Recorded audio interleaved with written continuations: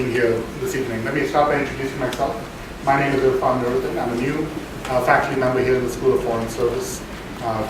Just arrived. I'm affiliated with the Asian Studies program and will hold the Al-Thani Chair in Indian Politics. I'm very, very excited to be here. I'm very excited for this event today as a way, of course, of also reaching out to the broader Georgetown and DC community. And I'm very grateful to Mr. and Mrs. Khemka and Mrs. Vishwaran for making the time to help us have this event.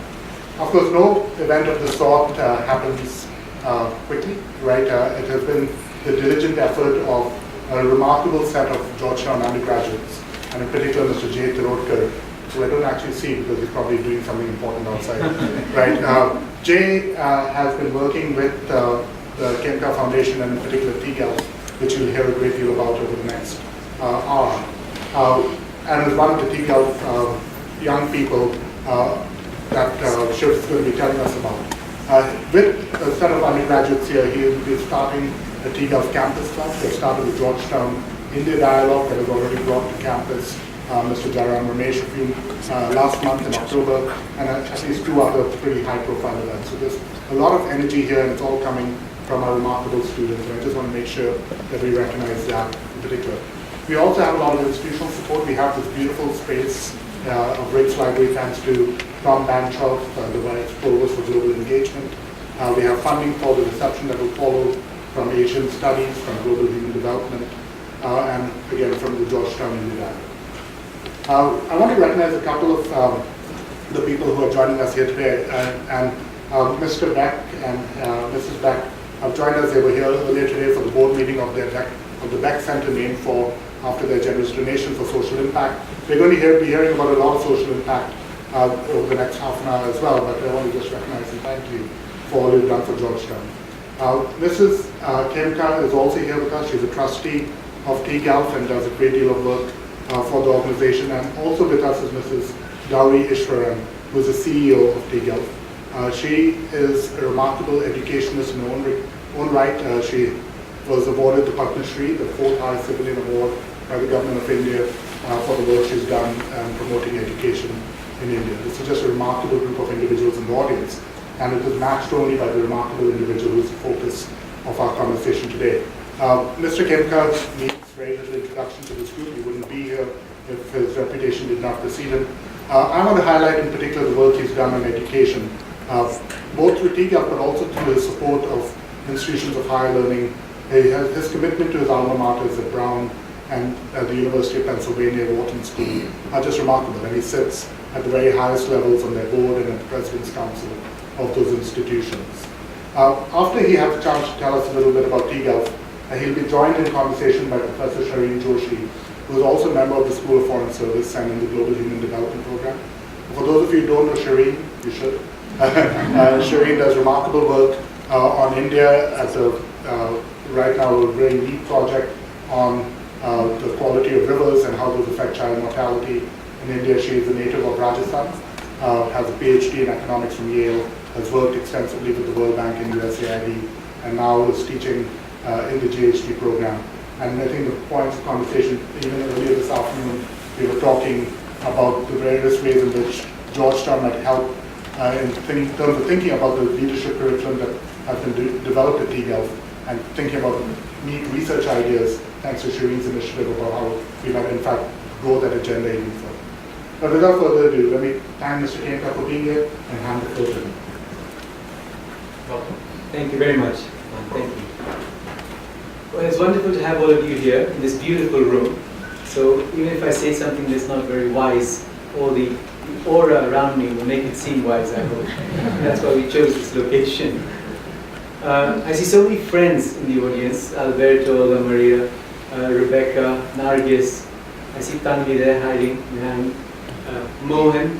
Mohan was the head of our foundation in India for many, many years. And with Ms. Ishwaran, the two of them were really my mentors and guides. Helped us create anything we've done. Mohan's now back here in the US doing interesting things. And it's really a pleasure to have all of you here. And I really want to thank Jay for all his work in putting this all together. He's done a tremendous job working with Irfan and the team here, so I really appreciate that. Thank you. I was asked to talk a little bit about what we do with the foundation, with TGAL. something I'm reasonably passionate about. I decided when I was turned 40 that when I turned 50, I wanted to spend half my time on something that was other than my business. Because I'm from a business family, I spent my whole life focusing on business, and I decided when I turned 50, I wanted to spend half my time on our foundation activity. Given that, I felt I wanted to do something that I was passionate about. Giving money to programmatic things is a nice thing to do, but it wasn't something that I was passionate about. I felt that I wanted to do something which would test my entrepreneurial skills and would help me to really create something that would be aligned to things I felt deeply passionate about and things where I could engage and be excited to wake up every morning. And I'm delighted to say I'm there. I turned 52 years ago, and now I'm spending half my time on this work, working with Mrs. Ishwaran, my wife, and the team at TGL that are doing a wonderful job. When I was at Brown University many years ago, and I see Amelia and some others from Brown here, Rebecca, just graduated from Brown. I had a wonderful experience at Brown, and I did a course called Philosophy of Education. And in that course, I realized that the Western educational system that has developed in the last few hundred years was very focused on the external world. And the inner world was expected to develop in a slightly automated manner in terms of sports, in terms of other things like that. Whereas if you look back to our ancient traditions in India or in China or in Japan, the Zen traditions and other traditions, there was actually a scientific way of developing the inner world. And I felt it was a one-engine plane that was flying, and we needed to rebalance that. So that was something that was a little idea that was born when I was 19, 20 years old. And I felt that one day I'd like to see a curriculum that was more balanced in terms of the external world and the inner world. Obviously, at schools 100 years ago, religious education would do that, moral science would do that, and each tradition would work on the inner world and a life of love, forgiveness, compassion, and all those other things. But the modern educational system, becoming secularized, had taken a lot of that out of the system, leaving us with a big focus on STEM, on literacy, and on functionality, on success, but leaving out a lot of the other things that I think make life meaningful and whole. Anyway, that was just an idea. I then moved and lived in Latin America for 3 years, went back to Wharton, did my MBA, Masters in Portuguese, International Studies with a specialization in Portuguese. Then I moved to Russia, lived in Russia for 22 years, worked in Africa, worked in China, worked in the Middle East, and had a life that took me all over the planet. And the thing that impressed me most during those voyages was leaders. Great leaders made a great difference. And poor leaders were a disaster. So leadership in its fullness was something that I looked at and became more and more intrigued by. So 10 years ago when we decided to start TGL, I felt that the thing I was passionate about was real leadership. What is it? How can one search for, nurture, develop and train great leaders? So the first question came, what is leadership? Because we all talk about leadership all the time. And leadership, if you go to a bookstore, if you go to Barnes & Noble and you look at the bookstore leadership section, 85% of the books in that section are about success, are about material success, how to achieve success in the material external world. Yes, there's a little bit about one's internal world, but it's kind of by the by, and the purpose of it is success in the external world. The success in the inner world is not an end in itself. And I felt that was a mistake.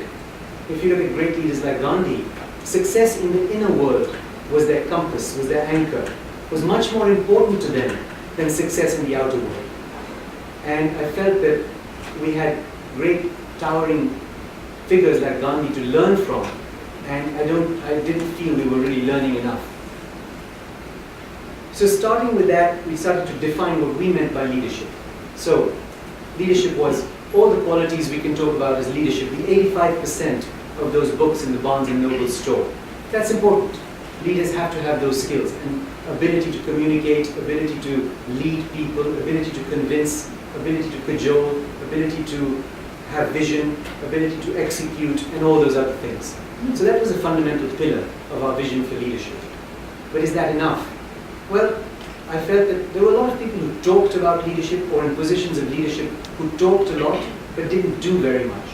And so I felt that really you wanted people with a bias for action, people that did things, even if at the risk of making mistakes, failing, but people who took the risk to actually do things. A kind of entrepreneurial spirit I felt was very important in great leaders. So that was the second pillar, a bias for action. But if you look at leaders in history, look at Hitler and Stalin, they both had leadership qualities and they had a bias for action. So clearly that was not enough. Something was missing.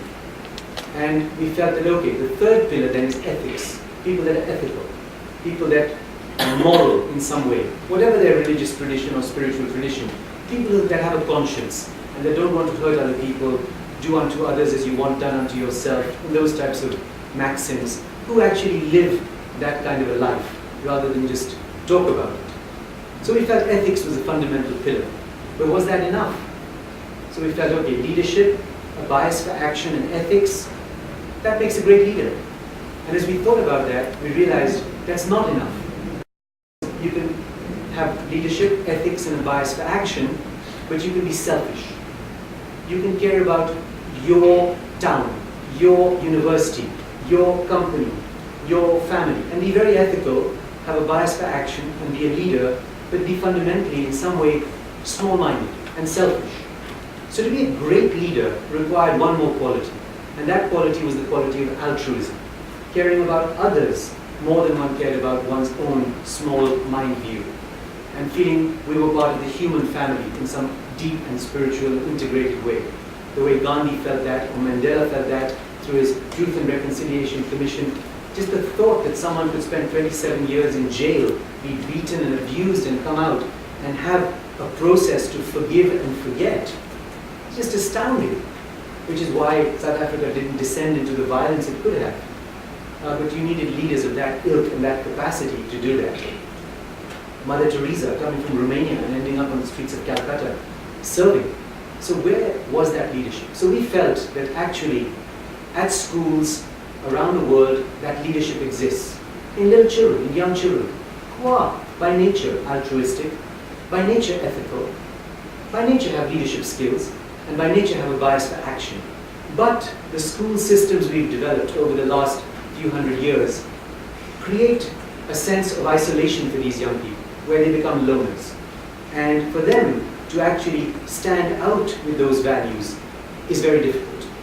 So what they do is they retreat, and either they go and do something and become an artist or become a professor or something where the battle is not so direct, but few of them are willing to take on the direct battle of leading in politics or in business because the challenges are too hard and the moral decisions one has to make would require great compromises that they're probably not willing to make. So as we took that assumption and we said, when we look for great swimmers, we don't assume that a great swimmer is suddenly going to appear at the Olympics. We start when they're young, we watch them over years, we train them systematically, and then we give them a chance to compete at a certain level. And I said, why don't we do the same thing with leadership, with real leadership?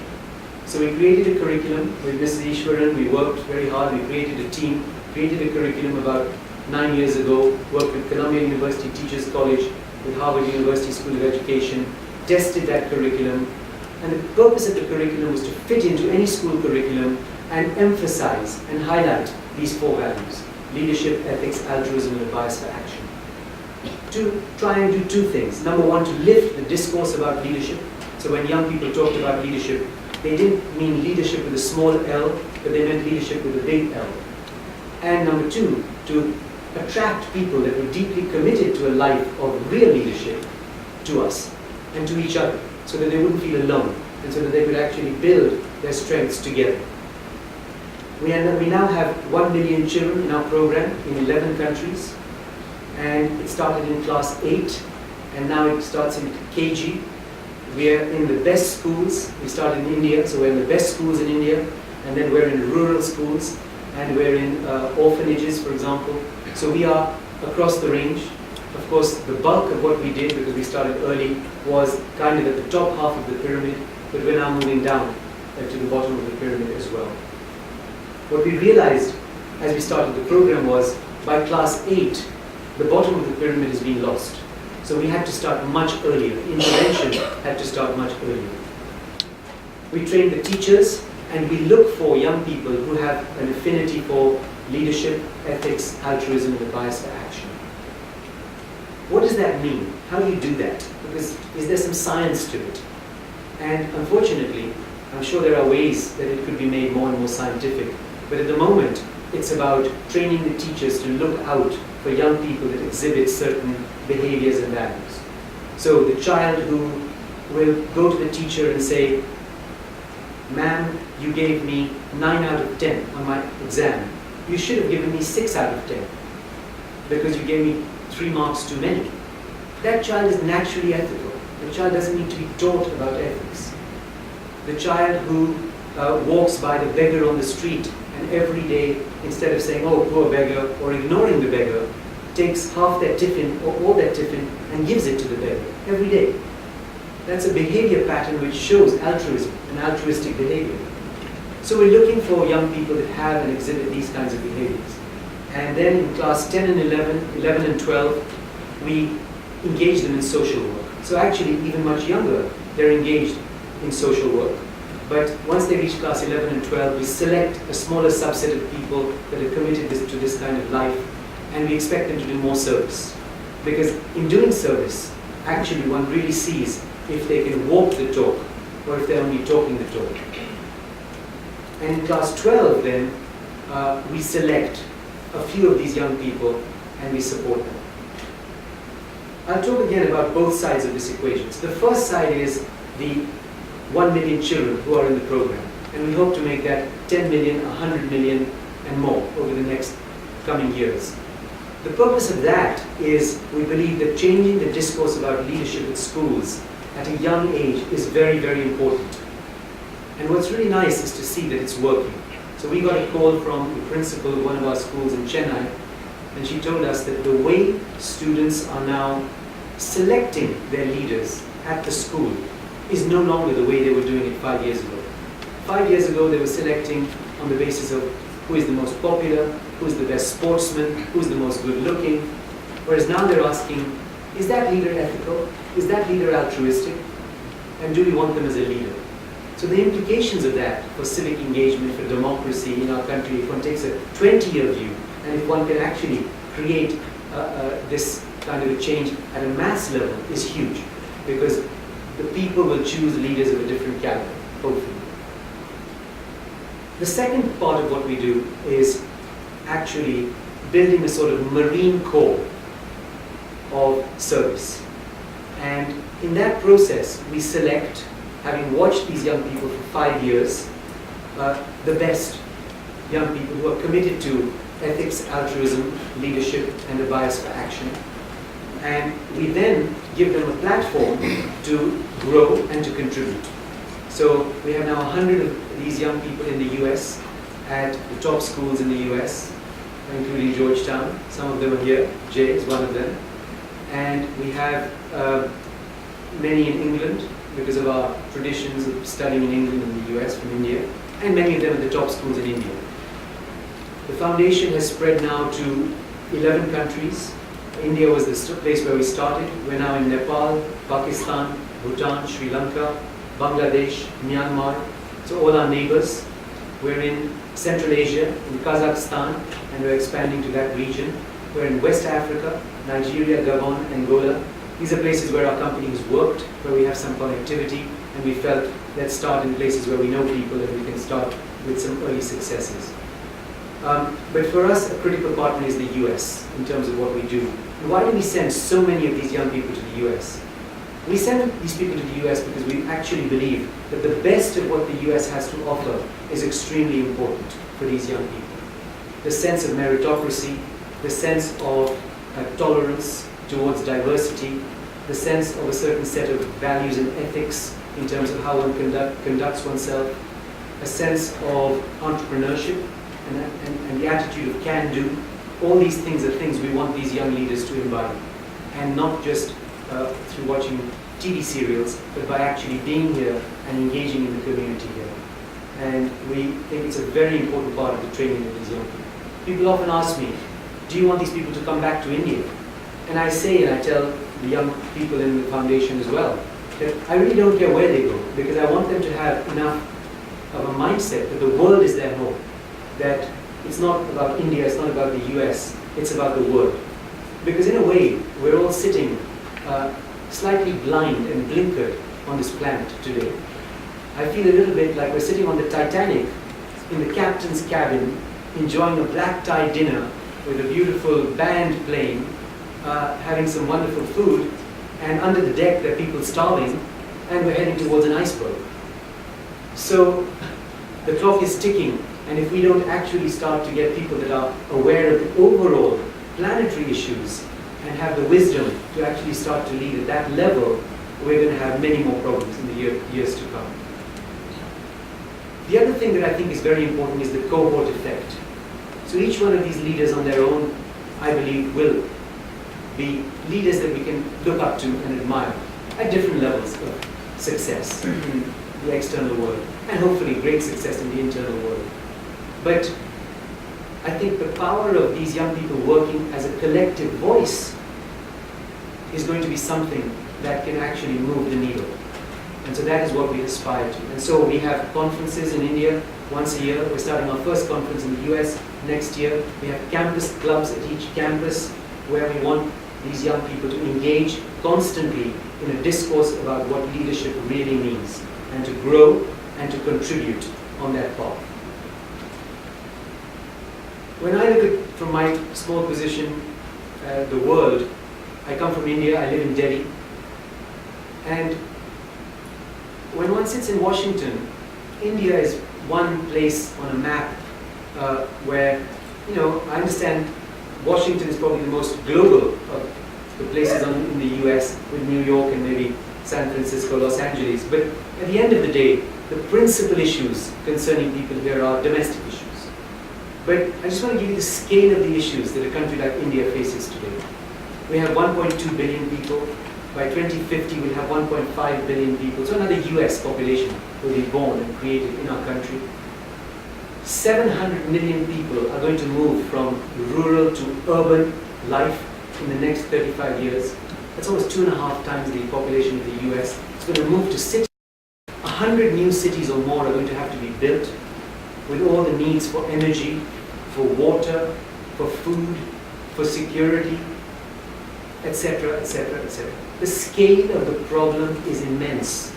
And if we don't collectively work together on all these problems, sitting in the captain's cabin is not going to protect us from the challenges on the planet. And that's talking about India, which has a pretty good growth rate and is doing fairly well. If you look at the Middle East today and what's happening in places that all of you read about every day, or you look at Africa with Ebola and those kinds of terrible scourges on the planet, if you look at the intolerance in many parts of the world, where are the leaders who are going to step up to the plate to actually deal with these issues? From my point of view, looking at the world, I don't see the leaders. I see a huge leadership vacuum, a moral vacuum of leadership, and nature abhors a vacuum. And so, who steps into that vacuum is the question. Is it ISIS, or is it leaders that actually are able to work together as a team to actually move the needle in a positive way in terms of tolerance, acceptance, and the values that I love in the US, many of the great values that the US has. So, it's a big issue, and I'm devoting now half my life and my time to this work. I think it's very important work. And I'm here really to say to all of you that it's not my work, and it's not the work of our foundation, but it's really our work. It's the work of every single person in this room to think about this work deeply.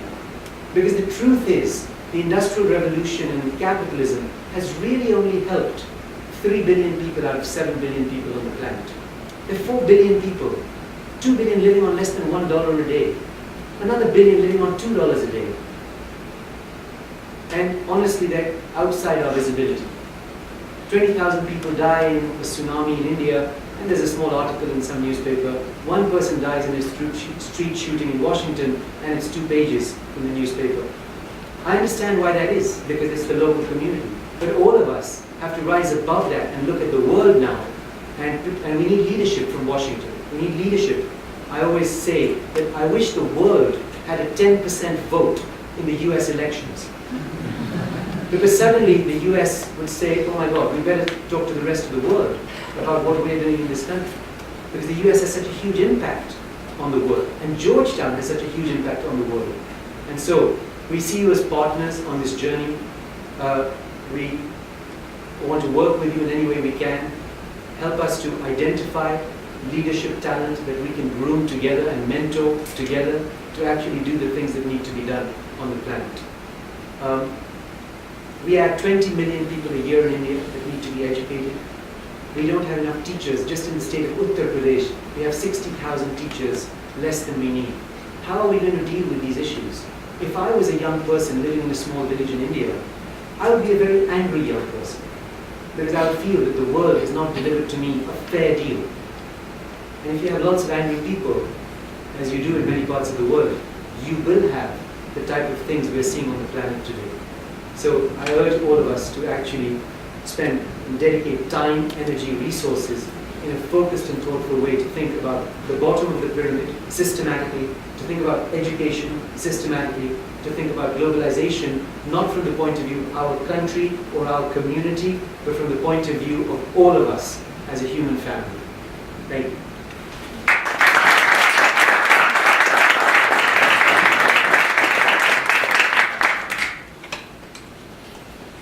Thank you for that. Very inspiring. As the format of this, I was thinking of asking a couple of questions and then opening it up to the audience. If I may, though, as you were speaking, something I was thinking about was here at Georgetown, we are in the process of thinking a lot about the future of the university. You know, there is an active dialogue amongst students, amongst professors, amongst our administration, to think really critically about who we are and, you know, what should the university of the future look like? Should it attract different types of people? Should there be different types of, you know, outside of this traditional 2-year, 4-year undergraduate or graduate degree? Should it be concentrated people? What should our curriculum look like? And how do we have more agency, the ability to influence the world? So I was wondering if you could speak a little more to those issues. We can learn a lot from you. Well, I don't think you learn anything from me, but I can share certainly my views on the issue. I think that I'd say 2 things. Number one, I think the world realizes the preeminence of the US higher education system. The US has done a fantastic job over the last couple of 100 years building a global education system where academic freedom is respected, there's tolerance for diversity, where highest research takes place, where the best students on the planet desire to come. I stood in line 3 days to get my visa rejected when I got into Brown, until my father then called the ambassador and got me a visa, and I felt it was very unfair because lots of young students get rejected and aren't able to come and take advantage of this great opportunity. That's one side of it. From the planetary point of view, and I apologize for not looking at it from the point of view of what should a university do, but from the other point of view, what do we need to do for the people on the planet? I think the issues are slightly different. I think that the issues at the top of the pyramid and the bottom of the pyramid need to be looked at slightly differently. At the bottom of the pyramid, I think, and I hope and I pray that technology and hybrid models of community involvement may allow the ability for massive change over the next 20 to 30 years, because it's needed and critical. Salman Khan Academy now reaches 400 million people on the planet. That's an amazing thing. And I believe that these models are now going to really flourish as we get more and more broadband access, to every village, to every town over the next few years, mobile telephones, etc. So I think that is what's going to happen in terms of literacy generally, we hope. One of our students, one of these TGAF scholars, was in an interview with us a couple of years ago. And he came into the interview having got into 6 Ivy League schools and MIT on full scholarship. And we said to him, look, why are you here? He said, I want to be part of your TGAF community because I think you're doing a very valuable thing. We said, well, we're delighted, and where do you want to go? He said, I want to go to Stanford. And I said, why? He said, because I want to be in technology. So I said, why do you want to be in technology? He said, because I said, you want to be in technology because you want to be like Bill Gates, you want to be like Steve Jobs and make lots of money, and don't forget to give something back to India eventually. And he said, no. And he looked at me seriously and he said, sir, I could do that, but that's not my destiny. So I said, okay, so what's your destiny? And he said, sir, my destiny is we are at an inflection point in history. Because for the first time, the best professor at Georgetown will be able to teach a villager in a small village in Uttar Pradesh. In the next 10 years, that will become possible. And for him to see that and say, that's where I want to dedicate my life. I want to move the needle on that one point. And he's now at Stanford doing fantastically well. So I think his vision is not far from what could be a vision of what needs to happen on the planet. So it becomes pull, where people start pulling the education they want towards themselves and going through that in a modular fashion.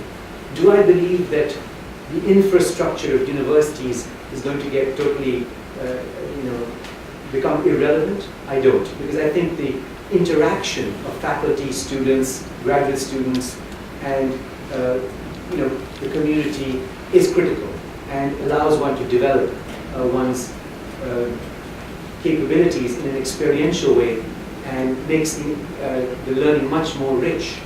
At the same time, I believe that will remain because of the huge cost of that system, something that not everyone can access. I hope more people from the bottom of the pyramid are able to access it and that there's more fairness and diversity. But I certainly think that that's not going to be the predominant model when 700 million people are going to move to cities in the next 35 years in India. We just can't build enough universities. We just can't get enough faculty. It's just not going to happen. So there needs to be another model. And I think it's going to be very deeply connected to technology, collaboration, multidisciplinary learning, and people pulling the type of learning they want to them through these different means.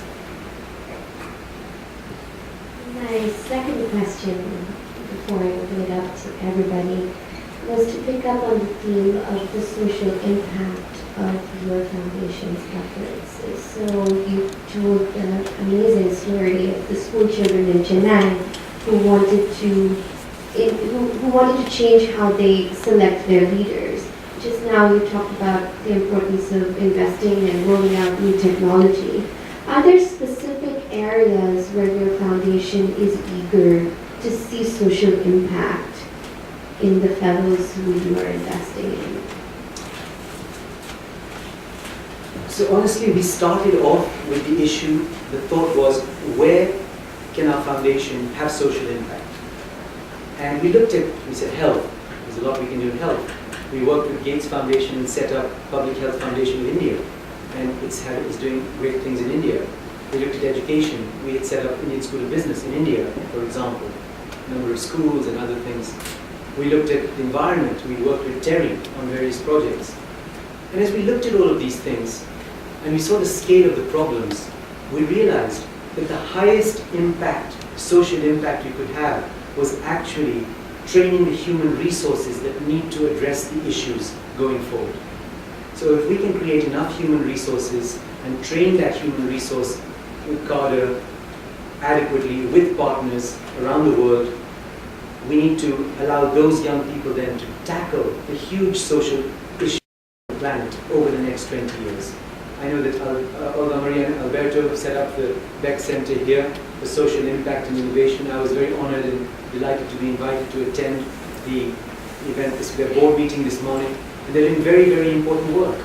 And I believe that, and I said this to them this morning, that they're in Washington. They have a mouthpiece to the world. And it's a unique opportunity to actually experiment in this laboratory for social innovation, take the best ideas and then try and scale them on a global basis and have scale impact. Because the problem with social innovation often is small things happening in little silos in different parts of the world. And people are reinventing the wheel. And a lot of it is ego-driven by leaders that are doing little things here and there. But that doesn't move the needle. How do we move the needle? How do we educate 20 million kids every year in India? How do we do that? We need entrepreneurial leaders who have enough wisdom and competence to be able to do that at scale. And so our job and our commitment is to work to find those leaders and to basically hand over the problem of solving these issues to them. Please, the floor is open for questions. If you wouldn't mind introducing yourself before the question, we'd be thrilled to know who you are.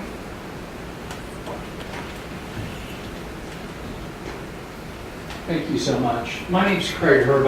I'm with a global NGO, Room to Read, and I see a huge need in the social sector of the kind of leader you're talking about. But before I went to Room to Read, I was about 25 years at Microsoft, and I also saw a huge need there for that same kind of leader. So, and I saw all those leaders at Microsoft say the altruistic element, and do you think because of the profit motive of for-profit corporations that leader, that holistic leader that you're talking about, won't map back to that for-profit sector? Or do you see it as a social sector leader predominantly?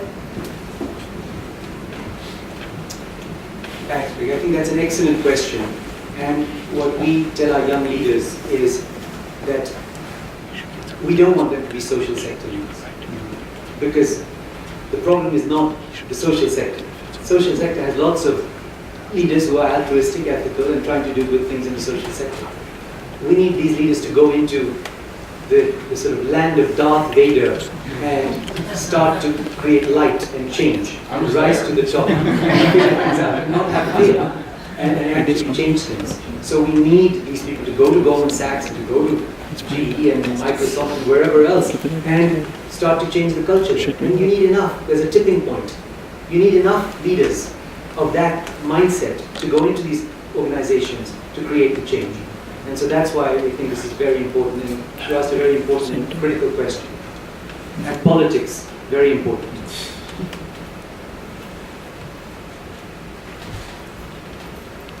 Hi, thanks, Shiv. Rebecca Winthrop from the Center for Universal Education at the Brookings Institution.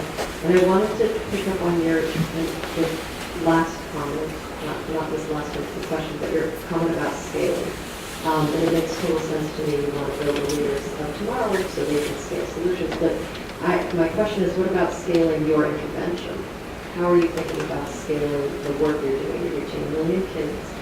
It strikes me, I know from past conversations, that your work is incredibly important. And the problem, I think, because we look at a lot of education systems in the developing world, predominantly in middle-income countries, low-income countries, is that there's great innovations, but it never gets mainstream. And this seems to me to be something incredibly important that should be mainstream everywhere, in every country. So how are you guys thinking about doing that is one, and if there's a second question related to that, which we've been doing a lot of research recently on this question of scaling, and scaling in education that we talk about, meeting basic needs as well as supporting global citizens. And one of the things we've come to the conclusion of, and we're working with like 60 ministers of education around the world, is that unless you can measure it, it's very hard for them to shift and mainstream their policy. So how would you even go about measuring something like this, particularly on global citizenship? Thanks, Rebecca.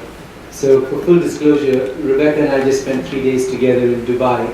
We're both on the Global Agenda Council for Education for the World Economic Forum, 20 of us, and we're spending 3 days trying to figure out how to solve the world's problems and then go back to our day jobs. But Rebecca's asked two very important questions. The question of measurement is something we think about a lot, and we're trying to work out how do we measure impact and change in the type of work we're doing.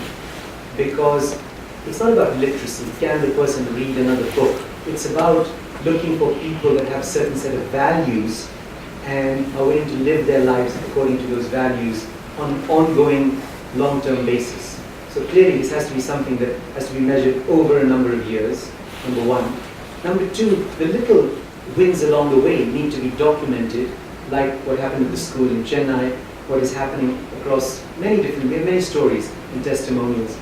And you'd be surprised, Rebecca, at how many governments and ministers and so on are welcoming the type of intervention we are talking about. So the government of Rajasthan has now said they want all their schools to have our program.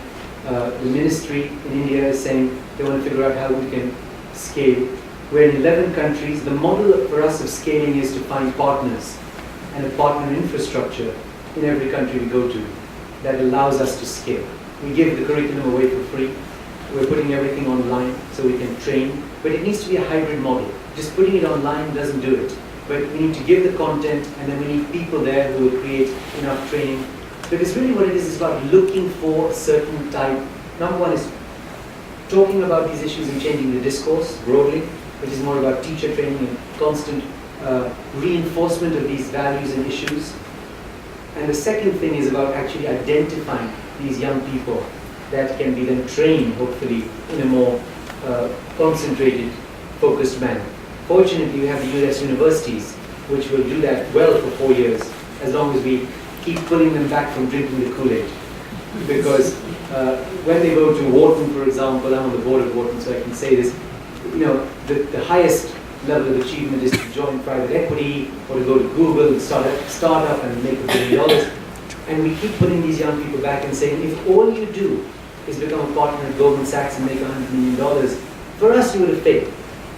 Our expectations for you are much greater than that. Yes, you can do that, but that's not good enough. And by setting those expectations, hopefully, we're starting to work on that. Ashoka Fellows, again, as mentors, Ashoka is doing wonderful work. There are lots of people that are doing this kind of work on the planet, but I don't think people are joined up enough, and there are too many silos. So I think that's a way of scaling up, another way of scaling up. But the thing that I'm quite passionate about, and we discussed at the Global Gender Council on Education, and please, anyone who wants to join us on this path, please, you're welcome, is we want to build a Silicon Valley to be able to scale up education ideas on a global basis. What that means is to go around the world, put together in each country, it's a labor of love, in each country, the organizations, the government ministers, the people in the bureaucracy, the entrepreneurs who are passionate about intervening in education. And looking at all the models of what people are doing across the planet, and then trying to create a spirit of collective action, where you've created a runway where this Silicon Valley will then work to make sure that one plane at a time takes off. So one great idea scaled globally to change, to intervene in something.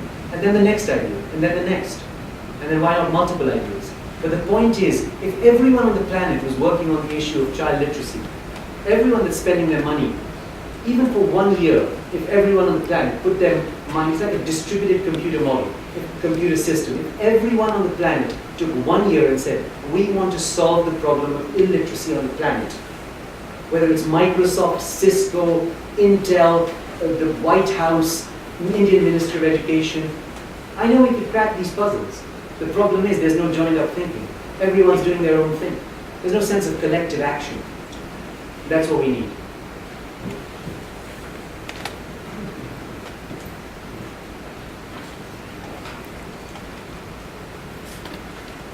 Hi there, my name is Shiv Vikram, and I'm a sophomore here at the School of Foreign Service. And I thought it was very interesting that you mentioned companies such as Goldman Sachs and GE, because I actually would like to work at Goldman Sachs.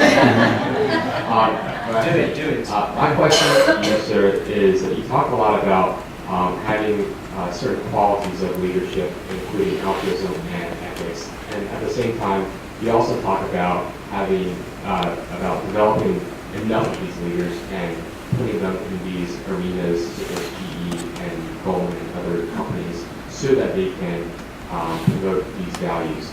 How do you sort of balance the challenges of having, of of increasing the amount of these leaders while also preserving the quality of their leadership program through the program, of leadership development through the program? I think that's a very important and good question. One leader can make a huge difference. If that leader has the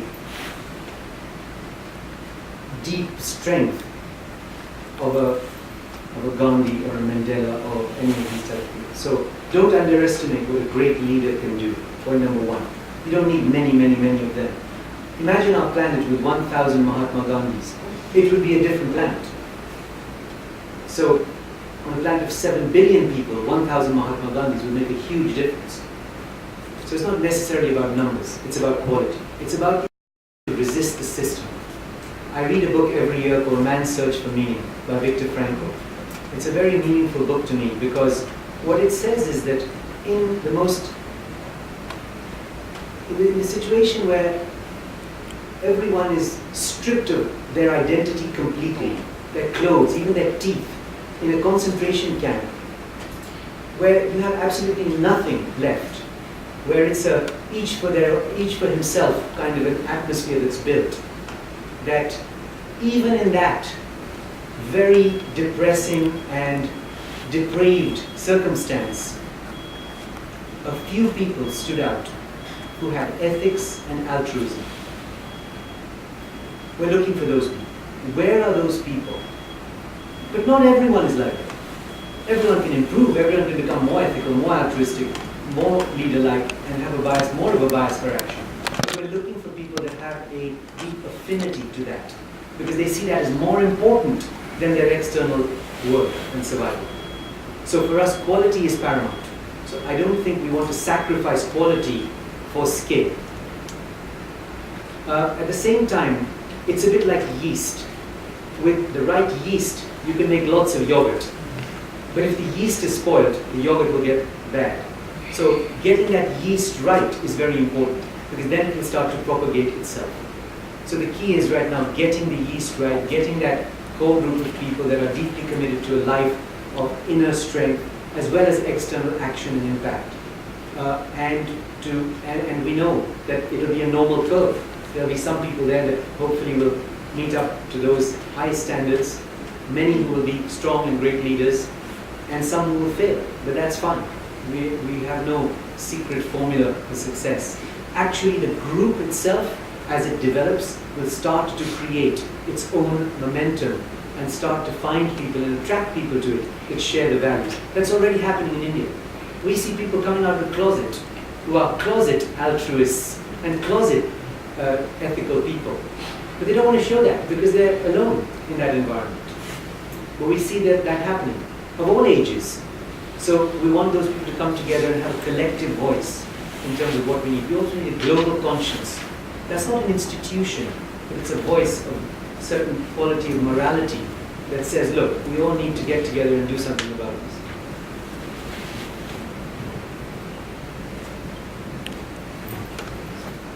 So actually, in the interest of time, I'm wondering if we can take a cluster of questions and respond to them. Hello, thank you so much for coming. My name is Reed Howard. I'm a sophomore here in the School of Foreign Service. And this year has given me the privilege of being asked to lead a leadership development team at Georgetown that's going into DC high schools to teach leadership skills, ethics, altruism. And my thinking is, we're a silo. So, and I know of other programs across the United States that are very siloed but doing great work. So my question for you is, how do we connect to organizations like you're talking about to have that impact, and how do we create these siloed organizations that are all across the country into this network, and what does that look like? Thank you so much for being here. The way you've described the way you select leaders, it seems very clear that not everyone can be a leader. And I guess in that sense, I'm interested in the antipode, right?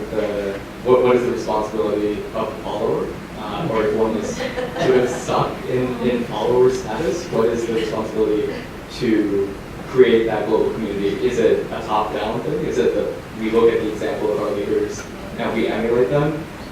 Or is it, I mean, what is a follower to do, essentially, in this environment where only some people can be leaders?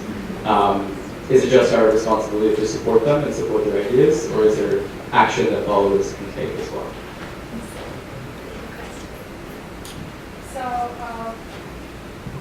So my question is, when you have these partner institutions, how is it operationalized in a very practical sense? Which is that, is it integrated into an existing curriculum? Do they meet separately for some time? Is it a separate teacher, student, mentoring thing? So I'm actually trying to see from within an institution that to get fired up with these ideas, where do I take it from them? How does it actually happen? Thanks.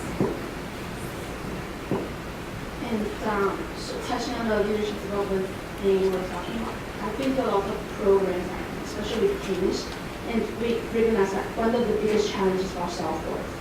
Because kids know what's the right action to take, they know to step up, but I'm not worth it, I can't. So how would you tackle that? And also, I'm wondering, can you just give like 2 or 3 specific actions like for our greater students to take? Like, you should start doing this like in order to become a great leader. It's specific actions. Thank you very much. Thank you. Great questions. So let me just try and answer those to the best of my ability. Read, right? So, Read, your question, I think, clearly organizations like ours, we're very happy to help in any way we can. Jay is here on campus, connect with him, and anything we can do to help, we're happy to do. But I think you've identified a very critical point, and it's the type of point that someone like you could take up as a mission, to actually break down the silos and connect all the people doing that kind of work. And that's the type of thing we're trying to do right now. So you've identified a very important problem, and leadership is about doing something about it. Saying, okay, I want to actually start breaking down all these silos, connecting all the dots. And with technology, you are now able to do things you could never do before, right? Communicate, connect, share, many other things, collaborate.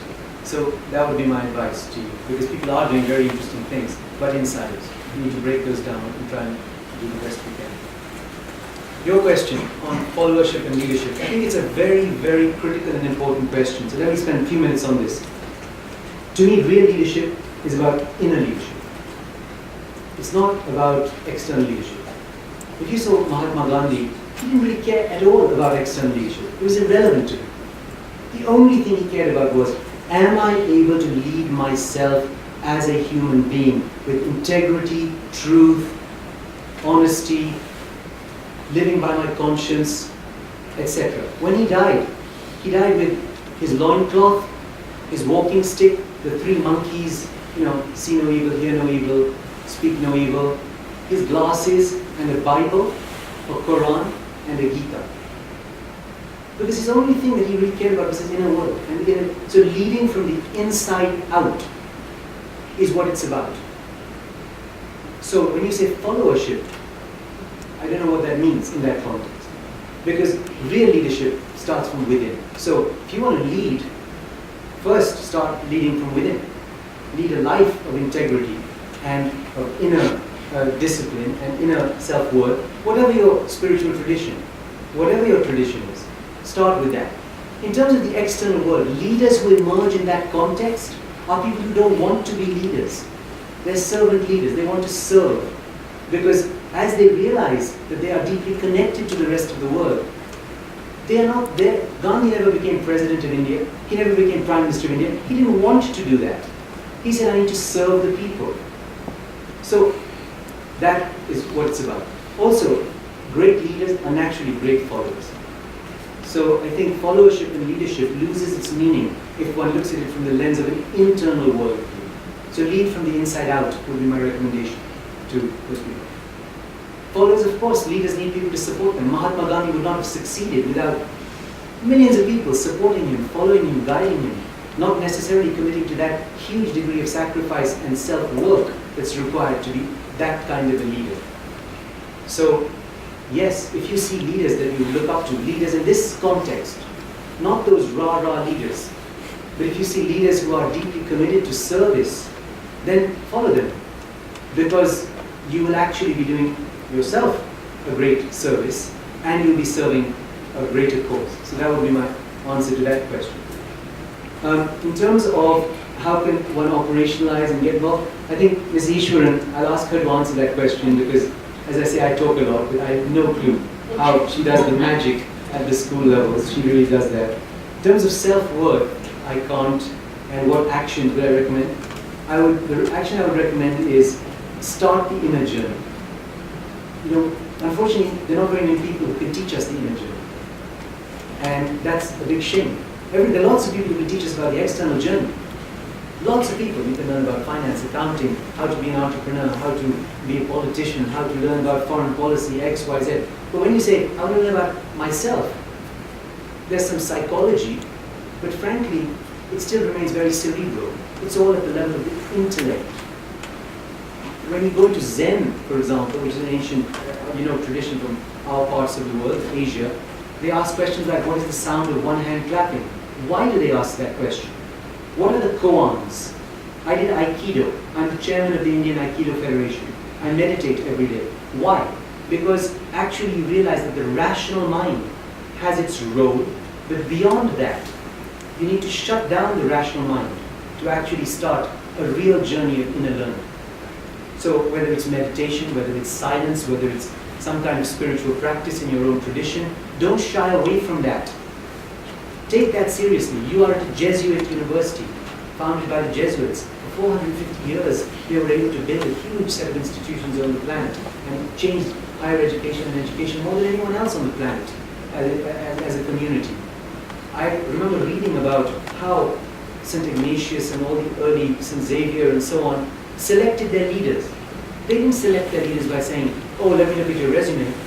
They said, okay, we're going to meditate, we're going to go into silence and pray for 3 days and see what answer comes about the next leader. What does that mean? So the point is, that there's beyond the rational mind. There is something beyond the rational mind. Read Gandhi, read Mandela, read even Einstein. People that were deeply rational, and they talk about the beyond, and that is where great leadership starts. So that's the action I would say. Please start that in some way. Ma'am, if you'd answer the question about how we operationalize these things, that would be good. Thanks. Okay, I'll do my best to answer that. We have worked very hard in the last 10 years to put together a curriculum based on the tenets, and I'd like to mention a few of them. We don't preach because children today don't like anybody preaching to them. But so we are focused on what makes sense to young people today. What do they see in the world around? For example, you have conflicts, you have ethical dilemmas, you have collaboration, you have teamwork. These resonate. But if you look at them carefully, they are underpinned by all the values that we hold dear. Because you can't have a team without integrity, without trust, without tolerance, without the ability to listen. You cannot deal with the ethical dilemma unless, like Shiv has mentioned, you are centered inside and there are values that you hold dear. So the curriculum has been architected and developed around all these issues. We started with grades 8 to 12, but we discovered that it was maybe a little late, so we're going to start in the coming year from kindergarten. And I would like to mention here that this is about the only program in the world which is sustained and reinforced over the years. It's not a one-time camp or a one-time talk or a one-time seminar. It is something that is sustained over the years. And any child who goes through this program through 4 years, 5 years, there's some kind of an impact left behind. Maybe they don't all, it'll answer somebody else's question here, maybe all don't become leaders, but some of them, some of what we have taught will remain with them. And to execute and operationalize this, we train the teachers from different schools. We have got master trainers. We've already trained over 2,500 teachers, and now we hope to go online so that we can reach even further. And India has more cell phones than any other country in the world, so our mobile app will go live very soon also. I hope that answers your question. Jay, I'd like Jay to answer, because he went through the program for 5 years, so he can talk a bit about what it was like from his perspective. Great work done. Yes? So, thank you. So, I think the way the curriculum is designed is, I think teaching leadership as such overall is, leadership is a concept which you can help nurture and is a concept which you can help bring to the forefront and bring to the discourse. And that's what I think my 5 years of going through the curriculum. I don't think you get clear answers of exactly what you should be doing when you go through this curriculum, because the way it's been cultivated, and if I'm not wrong, is to actually make you think. So at each stage, for example, I think the question of who a great leader is and the definition of leadership as such, and when you think of that, you think of Gandhi, you think of the other side, you think of Hitler, and in their own way, Hitler was a leader, in his own way Gandhi was a leader, but what comes with leadership, whether is it just a group of people following you, is it a group of people who actually follow you for a certain cause, does the cause matter? And those are issues which are trying to get to the forefront with the TES curriculum. So the aim is to actually engage and get debate on these pertinent issues, which I feel is that, today what leadership is something which isn't discussed in the classroom. At least back home in India, the school I went to wasn't discussed. Everyone talks about great leaders, everyone is people they admire, but what makes a great leader is something which isn't addressed at all. And I think this curriculum has been designed in such a way to actually talk about, and not just every module, every aspect of the curriculum isn't just about a leader, but it's about finer points, about issues facing the world. And when you look at those issues facing the world, everyone has a different list of priorities, but there's a core group of issues which matter, and there's a core group of issues which you would say are not as important as the first.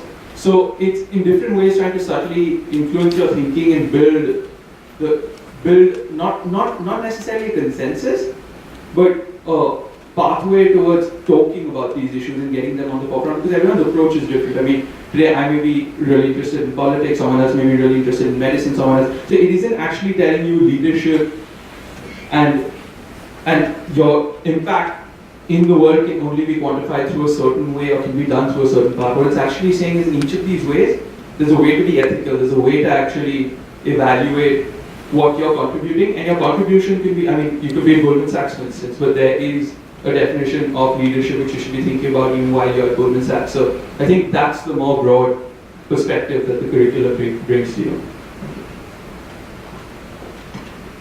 On that note, please join me in thanking our guests for today, Mr. Khemka. Thank you so much for inspiring us, motivating us, and making us all think a little bit about our own inner journey. Thank you.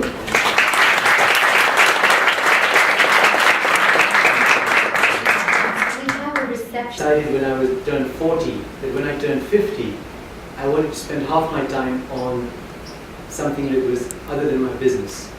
Because I'm from a business family, I spent my whole life focusing on business, and I decided when I turned 50, I wanted to spend half my time on our foundation activity.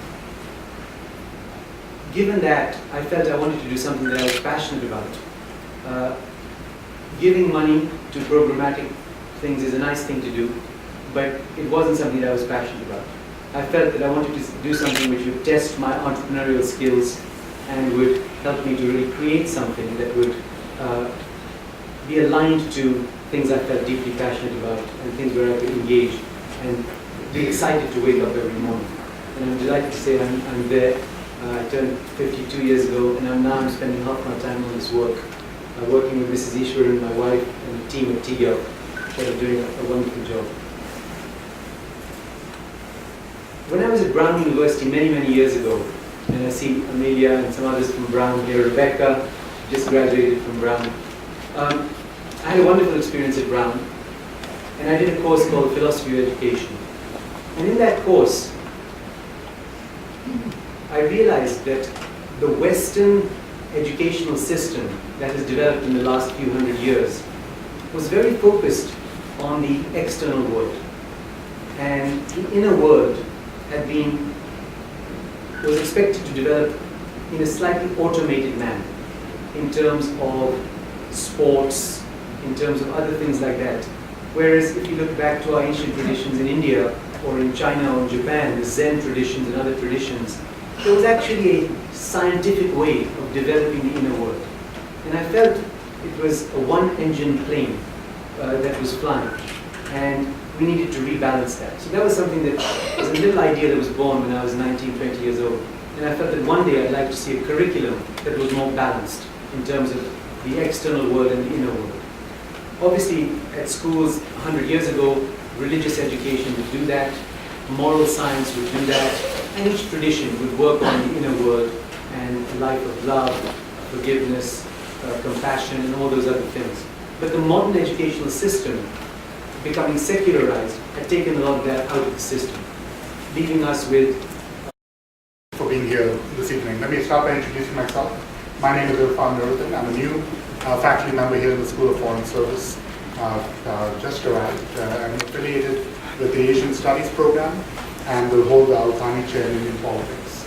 I'm very, very excited to be here. I'm very excited for this event today as a way, of course, of also reaching out to the broader Georgetown and DC community. And I'm very grateful to Mr. and Mrs. Khemka and Mrs. Vishwaran for making the time to help us have this event.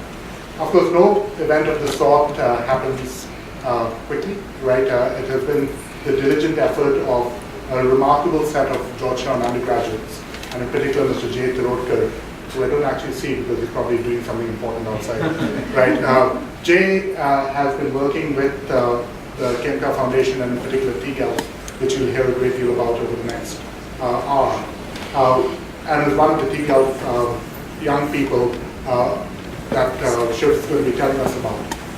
With a set of undergraduates here, he will be starting a TGAL campus club. They started the Georgetown India Dialogue that has already brought to campus Mr. Jairam Ramesh a few last month in October, and at least two other pretty high-profile events. So there's a lot of energy here, and it's all coming from our remarkable students, and I just want to make sure that we recognize that in particular. We also have a lot of institutional support. We have this beautiful space of Riggs Library, thanks to Tom Banchoff, the Vice Provost for Global Engagement. We have funding for the reception that will follow from Asian Studies, from Global Human Development, and again from the Georgetown India Dialogue. I want to recognize a couple of the people who are joining us here today, and Mr. Beck and Mrs. Beck have joined us. They were here earlier today for the board meeting of the Beck Center named after their generous donation for social impact. We're going to be hearing about a lot of social impact over the next half an hour as well, but I want to just recognize and thank you for all you've done for Georgetown. Mrs.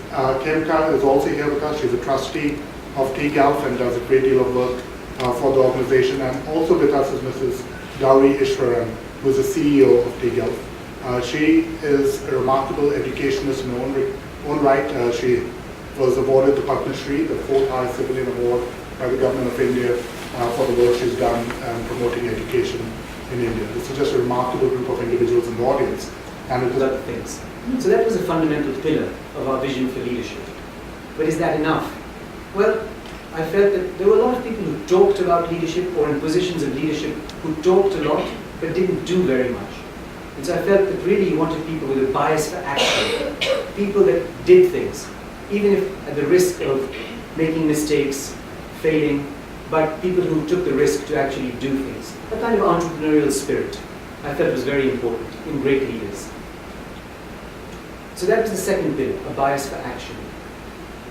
But if you look at leaders in history, look at Hitler and Stalin, they both had leadership qualities and they had a bias for action.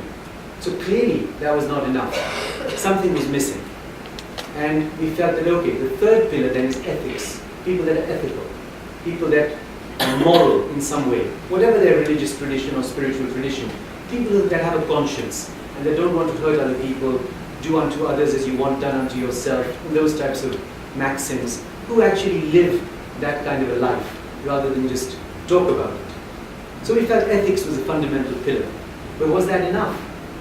So we felt, okay, leadership, a bias for action and ethics, that makes a great leader. And as we thought about that, we realized that's not enough. you can have leadership, ethics, and a bias for action, but you can be selfish. You can care about your town, your university, your company, your family, and be very ethical, have a bias for action, and be a leader, but be fundamentally, in some way, small-minded and selfish. So to be a great leader required one more quality, and that quality was the quality of altruism, caring about others more than one cared about one's own small mind view, and feeling we were part of the human family in some deep and spiritual integrated way. The way Gandhi felt that, or Mandela felt that, through his Truth and Reconciliation Commission. Just the thought that someone could spend 27 years in jail, be beaten and abused and come out and have a process to forgive and forget, it's just astounding.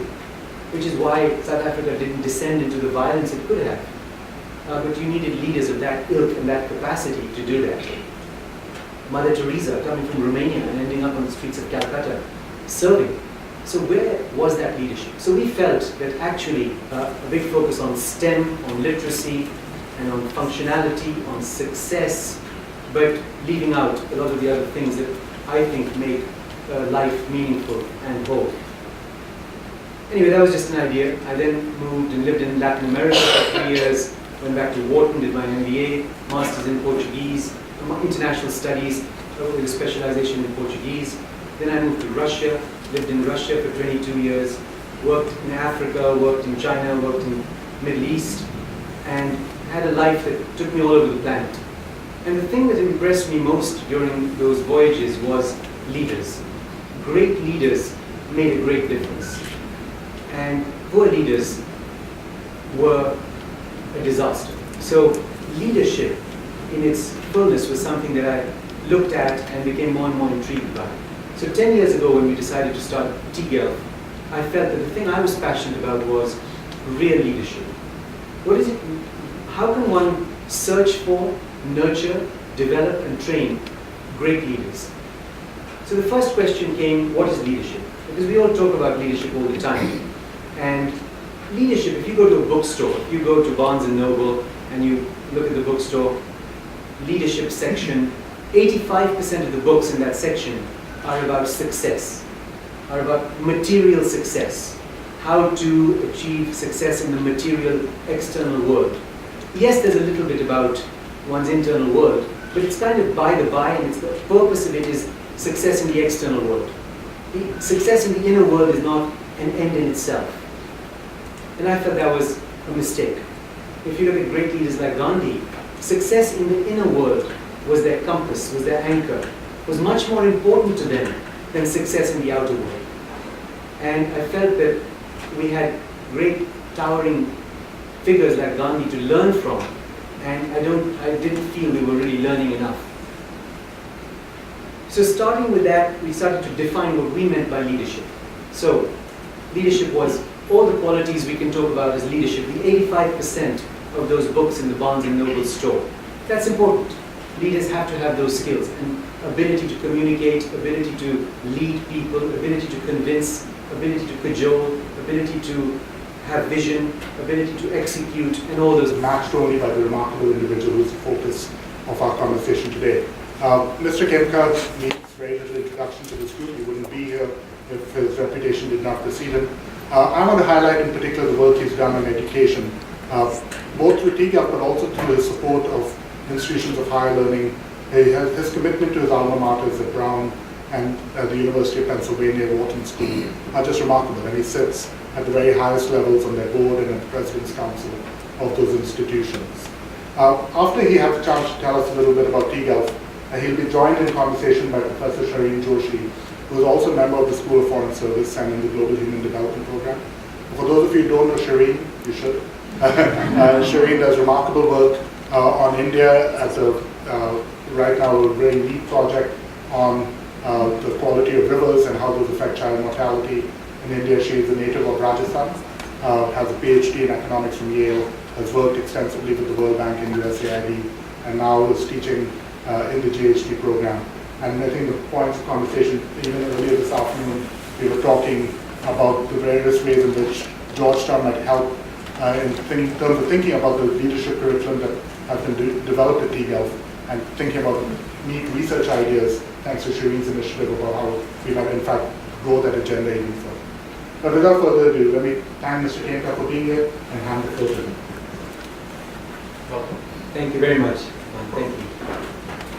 Well, it's wonderful to have all of you here in this beautiful room. So even if I say something that's not very wise, all the aura around me will make it seem wise, I hope. That's why we chose this location. I see so many friends in the audience: Alberto, Olga Maria, Rebecca, Nargis. I see Tanvi there hiding behind. Mohan. Mohan was the head of our foundation in India for many, many years. And with Ms. Ishwaran, the two of them were really my mentors and guides, helped us create anything we've done. Mohan's now back here in the US doing interesting things. And it's really a pleasure to have all of you here. And I really want to thank Jay for all his work and putting this all together. He's done a tremendous job working with Irfan and the team here. So I really appreciate that. Thank you. I was asked to talk a little bit about what we do with the foundation, with TGEL, something I'm reasonably passionate about.